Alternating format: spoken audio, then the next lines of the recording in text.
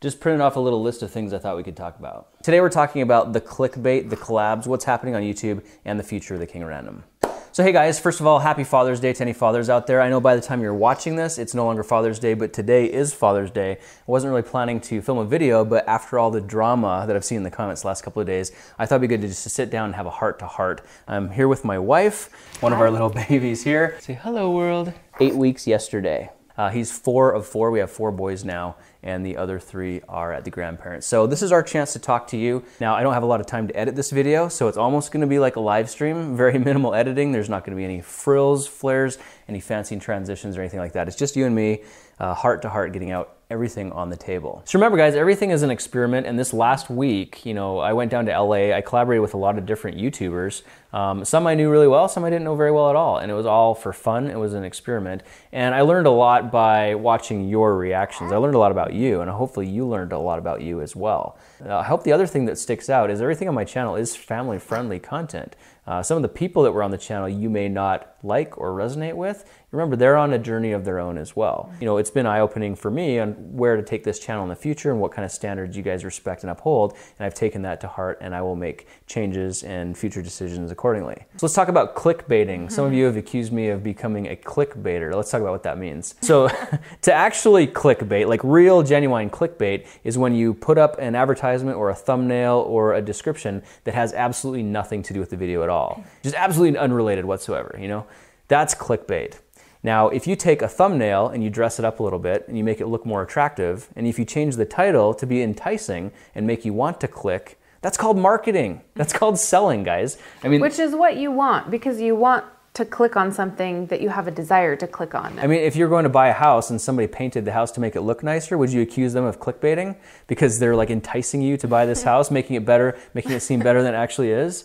That's good old-fashioned marketing, guys, and I've learned that by watching other channels. Doing the collaborations in LA, there's a lot of creators who put a lot of work into their thumbnails that make them more clickable. And that's what I'm going for. I'm not going for clickbaiting. I'm making my thumbnails more clickable. So I hope you can appreciate that, because that's an added expense, it's added time, and it's something that I'm trying to do for you. You will always find good content in my videos, and you'll always find the thumbnails and the titles related to the content in the video. Unless you're going to sign up for YouTube Red, or you're going to privately fund the King of Random Foundation or something of that nature, you're getting these videos for free.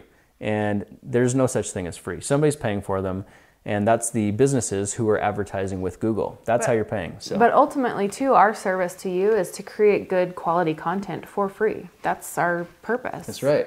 So click on those videos. I guess that's all we have to say is just click on the videos. Click on the videos. Your numbers, your responses to the videos tell us if we're doing better or worse. If we put time and work into our thumbnails and you click more on them, then obviously that's working. We're going to do more of it. It's not clickbait, it's just marketing. And the more you guys actually click on these videos, the more support it gives to us to have a team to bring more content to you. Exactly. So it's really a win-win. And that brings up another point here. I want to talk about ad blockers. Some of you are very proud about using ad blockers, but when you do that, it cuts the revenue stream. And if the money doesn't come in to pay for all these systems to create these videos, the videos are going to stop. And there's nothing really keeping us from stopping except that we think that you still want the content. So if you want it, we keep making it. If you don't want it, we stop making it. So where do we go from here? What's the next step? So yeah, let's jump into it. Let's just get everything out on the table. Who's the King of Random? Where did it come from? Where's it going? So a little bit about myself. I'm Grant Thompson. I'm now known as the King of Random, but way back in the day, I was born in Calgary, Canada, in Alberta. I grew up there, lived a few years in Calgary, and then we moved south of the city to a little small town that didn't even have streetlights or even a McDonald's. And in that small town environment, I started going to school, but I actually started having a really hard time in school. I felt like I got bullied, I got called names, and a lot of people, actually a couple people in particular, went out of their way every day to tell me what a loser and what a geek I was. The hard thing about that situation is I didn't feel like I had any place or group that I belonged to. I wasn't a jock, I wasn't a nerd, I wasn't anything. I was just by myself, which was really frustrating. I wouldn't get picked on teams.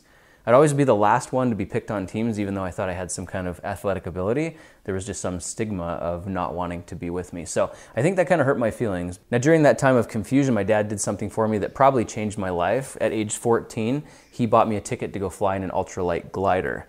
And that was my first experience getting into an airplane, flying above the city. And what that did for me is it changed my perspective, because this huge city that was intimidating to me was now so small the people in the cars look like ants. And I could now really see in context where that city fit in to at least a bigger part of the world. That's when I knew that I could make decisions that would change my life. I wasn't stuck in one place. So what I started doing was I started going after everything that made me feel better about myself, everything available. I went and got my driver's license because that made me feel better about myself. And then I got, what's the next license after that? I started driving buses, school buses.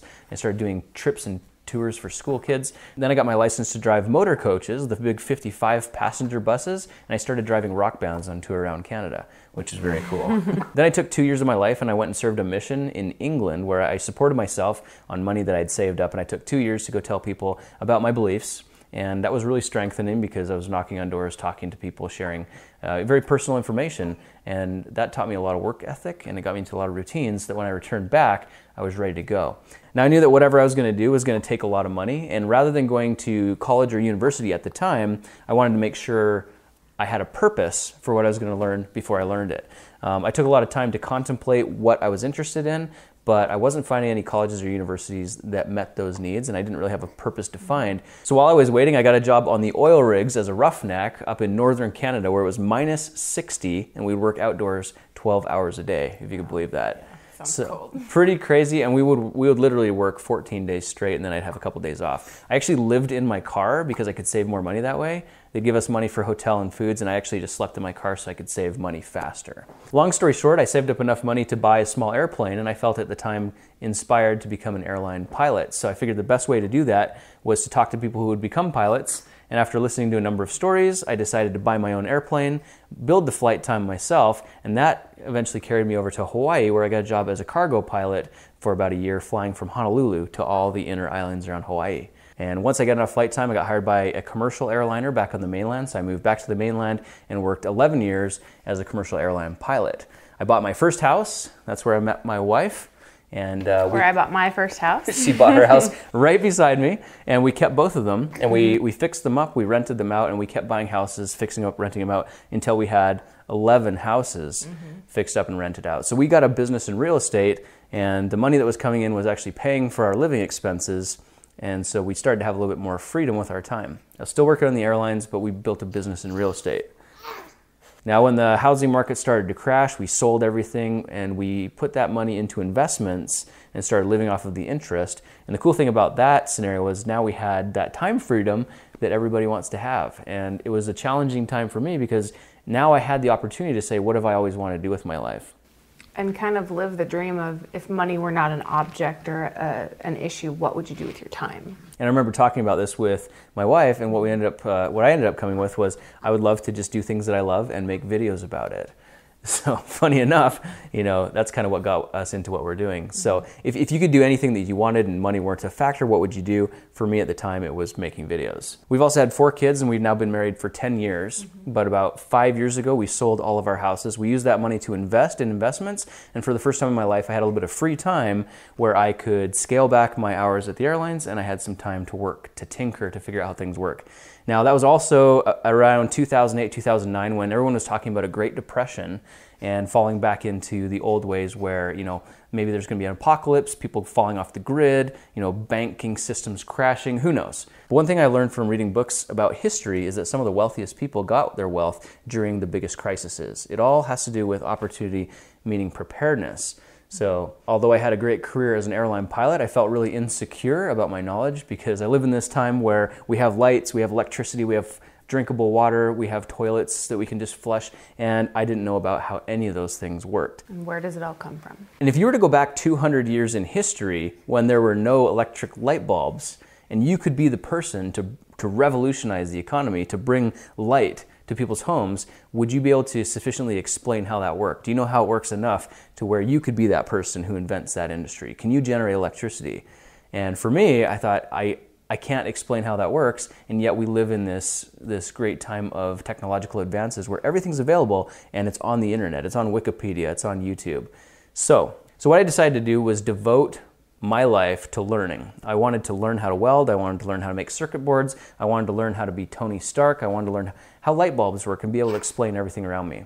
The problem I was finding is that as I was going around to universities and colleges looking for programs that taught this, I couldn't find anything that would meet those needs. So what I decided to do instead was try a course of online study, the School of Grant Thompson. Pick something that I'm interested in, learn as much as I can about it until I can recreate it at home using household materials. And in all my years in college, I've never seen anybody work as hard at studying as Grant did during that time. It's very, very focused study.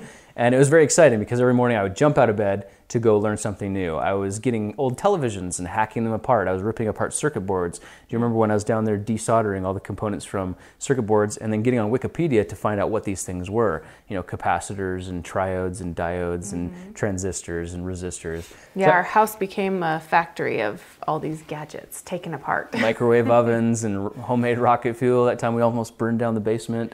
Yeah, of the house we were renting. Yeah. We actually used one of those chemical fire extinguishers and it took 2 days to clean up the mess. Yeah. So those things happened. I saw if there's going to be another Great Depression, the best thing that we could do is get prepared with knowledge. So I wanted to start studying how things worked. I wanted to learn how did our economy get to where it's at, and if we lost all that for some reason, could we rebuild it using common materials around the house?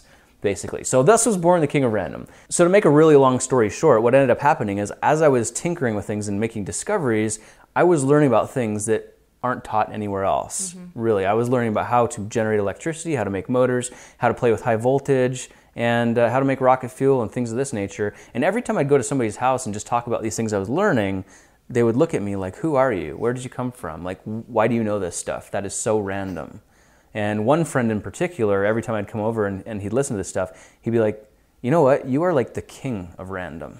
Yeah, it seemed to be just a random, different project every time he would come visit us. And Yeah. he, you know, it was periodic, every few weeks or whatever, but it was just always something different and I mean, really intense. we were like dripping water through pop cans to generate electricity. We were making Tesla coils. We were making saltwater capacitors. A lot of really crazy stuff. Yeah, what was that one that was like creating rain and ozone and the smell of rain? Yeah, I had a spark gap that would actually make our house smell like ozone, which is the smell that comes after a thunderstorm. Yeah. That name kind of stuck, the King of Random, the King of Random projects, the King of Random experiments. So about this time I was thinking, if so many people are finding value out of this, what if I started a YouTube channel to kind of give back?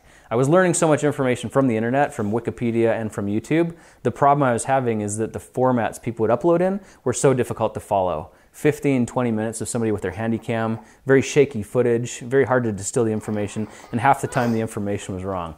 That was a good pooper. Yeah. Nice job, bud. Get it out there. Get out there. Our little man's doing a job right now. Brief intermission, we got to do a diaper change. So because I was coming into all this new knowledge that wasn't really shared, I decided what I was going to do is become the man. I was going to step up and bring content to YouTube in a very condensed, concise formula of how to do things that aren't usually done and make discoveries, inventions, and bring them to the world in a package where I've done all the prototyping and experimenting. Also, one of the gifts I've noticed as the wife of this incredible man is that he's got a gift to be able to take a lot of information and distill it, if you will, or condense it down into the most important things that are really easy to understand and very shareable. And so that's kind of something he's always been really good at as well. Thank you. And I had a lot of fun with it because it was really reverse engineering society. My goal was to be able to know how to do everything that happens in society, to be able to purify water, to keep a roof over my family's head, to be able to start fires without matches. Because if those aren't available, I mean, heat is one of the most essential things you need access to. So you find a lot of my experiments have to do with starting fire without matches. So this started my journey on YouTube. And you got to remember, I'm working as a full-time airline pilot and I have 2 kids at the same time. We're living in a basement apartment because we sold all of our properties and we've got our money in investments so that I can actually be taking the time to do this tinkering at home. You know, the other thing that I remember, we would have late night conversations about where YouTube could go, because even before we posted our first video, we'd have conversations like, this could lead to, you know, becoming known. You know, it could lead to fame. It could lead to going on television shows. It could lead to, you know, a lot of big opportunities. Do we really want that? You know, because I'm kind of a private person. I want to protect my family. I want to give them a good life. And so coming out on the internet and sharing these things was very risky for me. So when I started presenting my videos, you noticed there were only my hands in the videos. You never saw my face. It was very anonymous in some ways, and it came out of nowhere. There's no history, there's no story. You don't know anything about me or why I started posting those videos until today. And contrary to what you might think, Grant is a very private person, hence the reason he just had his hands in a lot of the videos, because he didn't want to be seen on camera. And so as he's grown and worked through those things, you guys have also kind of seen that evolution on the King of Random. Yeah, and YouTube itself has been its very own journey. There's been a lot of things that happened since we started posting on YouTube that's been a whole nother series of experiences. The thing you got to realize is when you start posting videos on YouTube, even if they're excellent videos, nobody's going to watch them. Because there's so much content on YouTube, there needs to be some way to stand out. So I was putting a lot of time into making videos and getting 100, 200 views. So I had to get creative and find other ways to market myself. I started writing articles for websites. I started posting weekly how-to step-by-steps on different websites that would eventually feature me on the front page, and that would drive a little bit more traffic. For the first year and a half of posting videos on YouTube, they hardly got watched at all. I mean, for the first almost a year and a half, we gained only 50,000 subscribers by posting a high-quality video every single week. And when we hit that 50,000, we were so excited, I bought Grant a bouquet of lighters, because what else do you get the king of random? A bouquet of barbecue lighters, which actually was like the perfect gift for me. That was amazing. Now, as an airline pilot, I could just pick up extra shifts and make, a fair amount of money. So to be taking time away from that and making videos instead, where I'd make like $5 after putting 100 hours into a video, didn't really make much sense at all. And I can tell you that was a really rough time posting every week for a year. And when I post every week, you got to understand there's like 12 hours a day going into these videos, sometimes more. I mean, to the point where it was like affecting our family relationship. Yeah, and at the time Grant was flying nights, so he'd go out, do a flight, sleep 2 or 3 or 4 hours at a hotel, fly back, and then work all day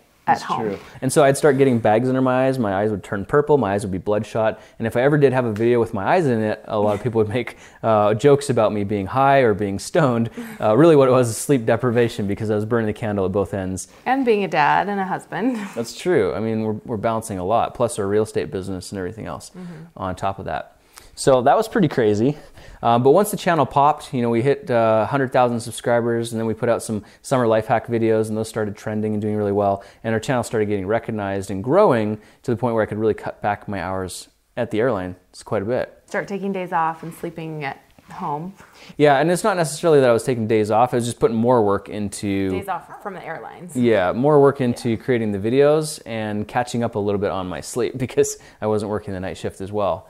The thing you got to realize is every one of those projects I was putting out were basically like inventions. I was taking something, I was playing with it, modifying it, doing a lot of back-end prototyping, and I was filming all these videos myself. And I cannot tell you how much work went into making these videos. Doing the scripts, doing the filming, doing the editing, doing the voiceovers, the musics, and that's just getting the video done. Then it's uploading it, it's doing the metadata and the SEO and managing the comments and doing the annotations and watching the views and trying to understand the algorithm. It's overwhelming just listening to you. And I remember when you were doing all this, and that was overwhelming. It's so much that goes into making these videos. But I was very proud of the content. It was all very new and interesting concepts. It was all passion projects too. Yeah. But the thing that was very validating is this work got recognized. It was getting appreciated. It started skyrocketing in numbers. The views would be popping. Some videos that I was discouraged, only had a couple 100,000 views. Sometimes it would pop, and a month later it would have 10 million views. So that was super validating to me when that started happening. And I'm very driven by success. So when things start working out, I'm very motivated to push even harder to keep that up and to keep it going. The problem was, after about 4 years of doing this, and I was extremely tired, burning the candle and pushing hard, I was still putting out high quality content, but the comments started to change.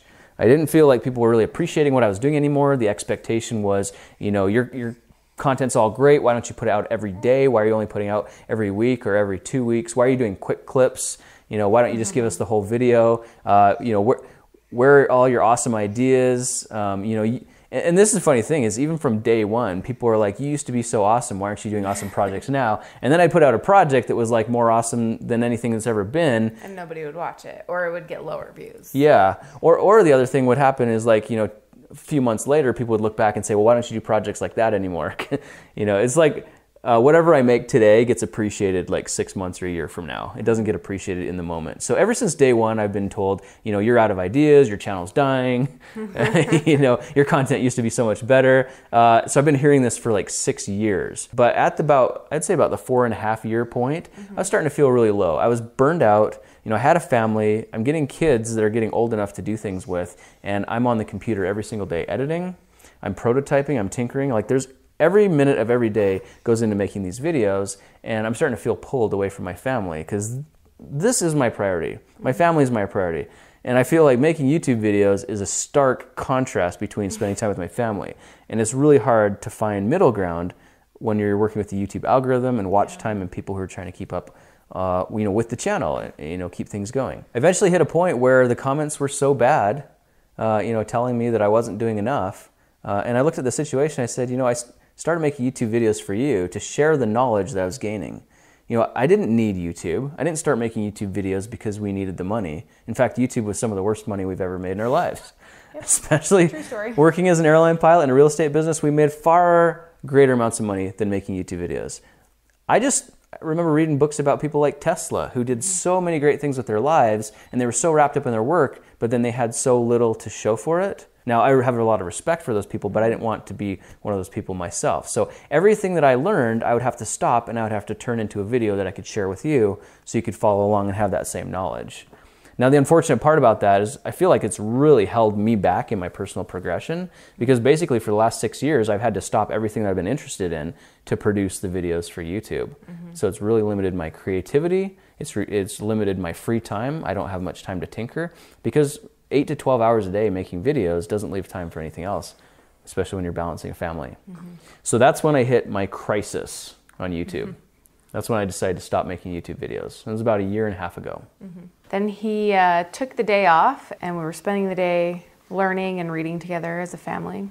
And Grant got an idea. And he thought, well, if I'm going to do this idea, I might as well take my video camera. So what was that project again? It was just filling up a balloon with liquid nitrogen. Yeah, and seeing what would happen.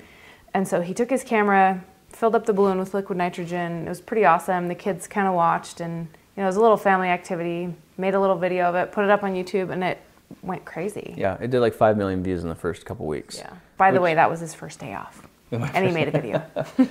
And the funny thing is, at the time, my videos that I was pouring my soul into, putting 120 hours of production into, were getting about 400,000 views. So this video that I filmed in 7 minutes and edited in 45 minutes made 5 million views. It just made me stop and think, rethink my priorities and rethink my direction. Because the schedule before was now unsustainable with our family life to put that much time and energy into each project video. Yeah. Which is why we decided, it was time to maybe slow down or quit. Yeah. There's also a lot of other things that were happening during making these videos that I never told you about, like a real battle I had with an issue called sciatica. That basically came from sitting for 5 years. Yeah, maybe more. 12 to 18 hours a day. I mean, you think I'm sitting in the cockpit of an airplane, 8 hours a day. That's true. And then I'm sitting in the chair on the computer, and since it's just me doing everything, I'm literally sitting all day, every single day, not really any time to exercise. I'm just doing all I can to keep up with putting out these videos as fast as I can. I developed sciatica that was so bad I couldn't even walk. For about 3-4 months. Yeah, it was so bad I couldn't walk. I would have to stop and bend over, and it looked so funny if I was ever outside. You didn't even know that, though. I kept putting out videos every single week, and I was in excruciating pain. And I just there's a lot of things that I've never told you because I don't want to focus on anything negative. I just want to stay positive and just show you the good. But there's been a lot of battles in the background to keep things going at the pace that we were doing it. Yeah. There was a period of about 1.5 years where I was working so hard on making videos, and there was like a crushing weight on my chest, so heavy, not physical, but metaphorical. I felt this pressure. I couldn't even breathe. I had trouble breathing because I was trying to keep up with the algorithm, keep up with posting, keep up with the comments, trying to make you guys happy. That it was affecting my health, and it was pretty serious. A few other frustrations. Do you know how much time it takes to come up with an original idea or a modified idea or something that nobody's ever done before? And get this thing all packaged, shiny, present it, and then the next day have somebody to come by and take that idea and put it on their channel and claim it like they did it themselves? Do you know how frustrating it is to work so hard to develop something? Sacrificing time, family, sleep to develop something beautiful, and then have somebody else just come and take it and copy it. And if those channels are big enough, or if it's put on network television, all of a sudden it becomes ambiguous as to what that source was, and so there's not really any credit. So I can't tell you how many times ideas that I've worked on for years were very, very quickly taken and made ambiguous. Very, very frustrating. I'm satisfied in the fact that I'm learning these things, but it would be nice to give credit where credit's due. And one thing I've always tried to do on my channel is always credit back to my source of inspiration. If somebody's inspired me, I always credit back to them in the description or wherever I can. And even now, if I get ideas from somebody, I'll try and bring them on the video if I can, or shout them out, or give you a chance to go check them out. Because I feel like giving back is a really great way to go. So looking at everything in perspective, I had to make some super hard decisions. I mean, some of my favorite projects were taking the microwave and turning it into an arc welder. Some of those in-depth technical projects I really enjoyed. The problem was nobody else really wanted to watch them. So I'd spend 6 months prototyping this microwave welder, and then I'd put it out there and nobody would watch it. And yet I'd put out another video that took me 1 or 2 days to make, and it would get 1 million or views. Less. So that I had to make some decisions. I mean, I know some of you guys in the comments are like, why don't you go back to your old projects? And honestly, the answer is that's why. I mean, the people are speaking. What are you going to watch? If I worked really hard on some of these old type King of Random projects that you claim to love, and it got 10 million views, I would make only those kinds of projects. I mean, that's what I love. That's what I'm passionate about. But when nobody's watching that, I can't pay the bills. It's not sustainable. I've got to do something else that's a nice balance. Create content that I'm still proud of. Do experiments I'm proud of, but it can't be the workload of something that's not going to be appreciated. Now, I love creators like the Hacksmith and Colin Furs. I think they're amazing. They have great channels. They're blowing up. Their content's doing great. But if you also dig back into the numbers, they're not being appreciated for the kind of content they're doing either. I mean, they're working really hard. They're coming up with ingenious ideas. They're putting it out there, and every now and then they get some nice big spikes. But on average, people just don't resonate to that content. Or the content's so hard to make, you can only put it out every 2 or 3 weeks or every month. And when you're doing that on the YouTube algorithm, there's just not enough sustainability to really make it worth it. I mean, unless you're bringing in brand sponsorships, but it takes a long time to get on the radar for those kind of sponsorships. And they're not easy to do, especially when you're doing, mad science experiments. It's hard to get through the legal department. A lot of that stuff's difficult to get approved. I tried setting up a Patreon account once to try and get funding for the kind of things that we were doing and got very little support. It was very discouraging. I think that's because people were looking at the numbers on the size of the channel, the numbers of subscribers, and basically kicking back saying, you're too big for that. So I had to shut down the Patreon account because it just wasn't worth it. So the only other options really are just to make more content, get more sponsorships, or try and sell some kind of merchandise. So the good news is we found a new way to make videos. I could do my daily experiments. I started bringing on a guy to help film and help edit. And because we were doing frequent posting, luckily there was enough revenue that we could support another family on that income. And it was really nice to have the help to do that. Now what got really interesting is in December, we tried this experiment where we tried posting daily videos. Right. And that pushed us to the max because we were literally all day and all night and up till 4 in the morning working on videos to post every day. Yeah. But that made such a huge difference with our channel. We gained 800,000 subscribers a month. The revenues shot through the roof, and it seemed like everything was life-changing. And this was just Grant and one other guy doing that, right, which was an incredible workload for both of them. So this is when I realized if we could keep this up, if this was sustainable. You guys are asking, what's the creative process? How do you get from point A to point B? Do you ever make mistakes? And also giving requests, like, can you do this project or that project? This format met that need, and we're able to do it on a daily basis. So once I saw that it was sustainable, that the money could come in, I decided to systematize what we were doing, hire a team, and go to work. So I took basically 3 weeks off in January to figure out what I was doing, put it into a system. I hired 2 more editors. I taught them the system, and we developed this machine that we can now film, put videos into the machine, and produce on a daily basis. Now, the problem with doing that is there's still no time for research, development, and prototyping because all of our work is into production. And if I stop work on production to do research and development, there aren't videos, and if there aren't videos, there's no income to pay for all those editors and the people helping. So there's this really weird balance here that I want you guys to understand. Some of the comments say, we liked your videos better when you post once a week or even once a month. But if I post once a month, there's not even going to be enough money for me to make videos. So the King of Random's dead. Okay? If I post once a week, I can support myself, but now I'm trapped back in that position where I have no time for anything else. If I post daily, then now I'm in a position where I can have a team helping me to produce high quality daily content, and the only thing that we need now is the reinfusion of the DIY. And we're almost to that point. I'll tell you about that in a second. But think about this. We have to film videos that are a little bit easier to film because I don't have projects lined up. It takes time to develop ideas, new ideas, especially ideas are just going to be stolen and repurposed anyway. So right now we're in this transition period where a lot of the projects that I'm doing are a little bit easier. because they're just experiments. I know some of the people are kicking back about experiments right now because we want to see the old DIY projects. We want to see your old projects. Well, I hope I've given some context into how much work it has taken to make those DIY projects, only to find out that they don't get really watched as much, and then people take the ideas and claim the credit for them anyway. So I don't really have a lot of motivation to do those types of projects. I'm not rewarded for that. However, I think there's a way we can still make it work. Now that we've built this production machine, we've got people on board. You're helping support multiple families now. A lot of different people are depending on this. So we need to post daily videos. If we don't post daily videos, people are going to lose their jobs, okay? And the King of Random is going to shut down. But now that we've got this thing built, instead of being the one tinkering, prototyping, and working on things every day, my next step now, I'm on a hunt for the next King of Random or the King of Random sidekick. Basically somebody that I can bring on board, I can give them instructions, and every day is going to be plasma cutting and working with wood and welding and building desktop weapons and trying experiments and creative prototyping, all these things, and getting to the point where we can bring those to the table, film them, and still put out high quality content on a very regular basis with that DIY aspect. It's just taking time to get there because you got to remember, I've only started these systems in February. We're only a couple months down the road, and I think we've made some extreme progress.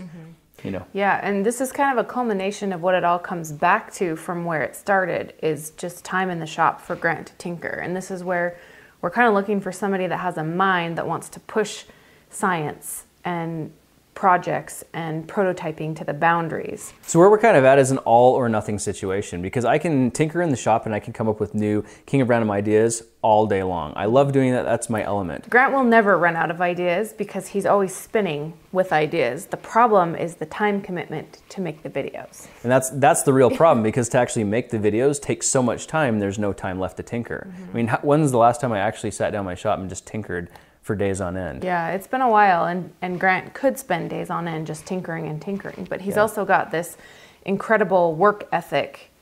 As you've seen in the story, he'd sleep in his car just to save money to get to the purpose of what he was aiming towards. At any time in his life, that's always what he does, is he uses his resources to create the very best and most purposeful way to get to the end result. So, when we were living in a small basement apartment and, saving lots of money, he had lots of free time to tinker and play and prototype with all these things that he loved, and then started making videos. And then that became kind of the project, is making the videos out of all these things. And now we're going back to how do we get more of that time to tinker? That's right. And this is the frustration I've had with making videos from the beginning. I feel held back by making videos. I feel like the last year, I've done nothing but make videos. I spent every day working on systems and ways to bring you content on a daily basis, because I know there are people out there that really need that. This is bigger than just me. So I'm with this dilemma now where I could shut down the King of Random. We could be fine. I could be happy. I could be a great dad for my kids. I could play with everything I want, but none of you are ever going to know about it. Right. On the other hand, I can try and find some way where I can get that freedom back to tinker and play and have a system in place to develop that content to where you can have it on a consistent basis as well. And I'm always up for a challenge, so I'm looking for a way to make the best of both worlds work. So please bear with me. This is a transition process. It's never really been done before. There's nobody out there doing it because it's extremely, extremely difficult. And very time intensive, and a lot of focus and really purposeful energy goes into creating something like this, and it does take time. Yeah. And there's no other platform in the world right now that has the resources that we have, the subscriber base that you are, the ideas that surround us, and the funding from sponsorships and Google AdSense to make all this happen. So we are literally blazing new trails. We're pushing new boundaries. And sometimes when we push new boundaries, they're going to break. We make mistakes. I'm an experimenter. I experiment with you guys to see how you react. Some of these recent collaborations, it's an experiment. It's an experiment, yeah. So don't judge the whole channel by a couple of videos where you see somebody that you may or may not like. It's all part of an experiment. It's all growing to a greater good. And if you're worried about the kind of content on the channel, just know that I'm trying to live out my passions in a way that you can experience them with me. And remember that this whole process is evolutionary, for Grant, but also for the way that YouTube has progressed, the way that life has progressed, and the way we can share that with you. That's right. So. here are really the options. You want to leave so many negative comments and thumbs down my video, I lose motivation, I stop making videos. If I take a week or two off to prototype, tinker, and bring back those old projects, my revenues drop to the point where it's not sustainable for me, I stop making videos. It's a really delicate balance to be able to make a living off of doing something that you love, but also be able to employ other people, produce on a regular schedule. It would be extremely easy for me just to quit, to give up, to stop, and to relieve the burden. I mean, I've been carrying this burden for 7 years, making videos for YouTube and not really knowing why. I'm just doing it because I know there are people out there benefiting and sharing, and I want to share the joy of what we're doing. But if people are taking the joy out of it, it really affects my motivation to continue. So you just have to trust me. We are putting systems into place. We've got a machine working now, and we're jump-starting that machine. We're getting it working. We're working out the bugs. We're moving it to becoming a well-oiled machine, and we're almost to the point now where we can start bringing back the DIY and those projects that are time-consuming. Because that is where the passion comes from, and that is where Grant's heart is and always has been. Yeah. It's just that he's very, he takes to heart what you guys say and what you guys think and what you guys want, because from his passion that he shared with you, he loves the feedback that he gets from you. Good and bad, he takes it to heart and kind of adjusts based on what you guys want, because part of his passion is sharing it and sharing the joy that he finds in the projects that he's doing. If you keep watching the videos, you enable me to build a team of people who can get you that content that I'm passionate about. Because it's never going to stop. I mean, we've got content every time, we have our weekly date night and we talk about things for hours on our date night. And every night we talk about things, and Grant spews off, 5, 10, 20 ideas just about every day, every night, every week. And I'm blown away at the amount of ideas that he could produce, that he wants to produce, that he wants to play with and tinker with in his shop and develop into videos. But again, it goes back to the issue of how much time do we have to do that when we're producing on a certain schedule. And I'm a dad, guys. I'm a dad and a husband first and foremost, and I don't want my family to grow up and leave home and never have known their dad, who was sitting right there at home the whole time. On the computer. Yeah, you just have to understand how many sacrifices are being made to produce these videos. So much is going into it. And it might be easy to say, well, don't spend as much time making the videos, but if you don't do that, you don't get surfaced on YouTube. You don't get the AdSense revenues that you need, which means the whole thing falls apart and you don't make any videos. So we are trying to do the best of everything. We're trying to produce the content that you love, that we love, that the internet loves, that YouTube supports, and that can employ a number of different families. And it is happening. It is happening. My mind's always spinning, and the more that I can get away from the video production, the more creative that I can be in bringing more ideas to you. So the hunt for the King of Random sidekick is on, because I need a protege. I need a prototype. Somebody whose mind works the way Grant's does in a lot of ways, that can tinker, that has a really good understanding of the laws of science, and somebody that likes to push the boundaries. Yep. I need a full-time me that can just spend all day, every day in the shop working on things and then develop the ideas and get them film ready. I need a team that can produce that. And then I need free time to spend with my family and make sure that my kids develop properly as well and don't grow up without a dad. Happy Father's Day. Here's where we'd like to go, guys. I am bringing on a sidekick. I'm going to bring on a full-time carbon copy myself who can spend all day prototyping, tinkering, and getting those awesome King of Random projects back in the pipeline. I've got a production team who can take the content that we film and put out daily videos. That's the goal. Daily videos and experiments. And I want to get to a point where I can be removed from the system enough to where I can have more creativity, more vision, more time to tinker, and really feel fulfilled in following my passions and my desires and spending time with my family as well. And like I said before, Grant is full of ideas, and they just seem to come in a never-ending stream. And that's part of the passion that we want to share with you, is the exploration of these ideas. And I especially get my ideas when I'm removed from the system, because when I'm tied to producing or a daily schedule, and you got to realize putting out a video takes the entire day, because we're following up on comments and we're watching the reactions and we're seeing if the thumbnails are working well and do we need to change the titles. And if my mind is tied to that, I'm not thinking of new ideas. So the best thing for all of us really is please keep supporting us by watching every video we put out. Maybe watch it twice. And if you love it. And by doing that, you'll be enabling this system that will support the content creation of new projects, new DIY. There's nobody positioned as effectively as we are to give you what you're asking for. So just work with me, work with us, and allow me to get to a place where I can have the freedom, the vision, the ability to bring on more people and infuse more content back to you. Yeah, and this is a very artistic process too, and we need that time for creativity because we've got the content. We just need to be able to have the time space to give it to you in a way that you love. That's it. And we do love you guys. We love meeting you in person. And one thing that I've done this year that I've never done before was come out on camera. That's why I'm in all my videos now. That's why I'm going to live events. That's why I'm hanging out with creators and I'm spending time with people. This is all very new for me because as Janae said, I'm a very private person. I'm very introverted. So for me to come out, this is a new pushing the boundaries, pushing the bubble. It's a new experiment. For me. It really is a new experiment. And part of the evolution of Grant and the King of Random and our life process together.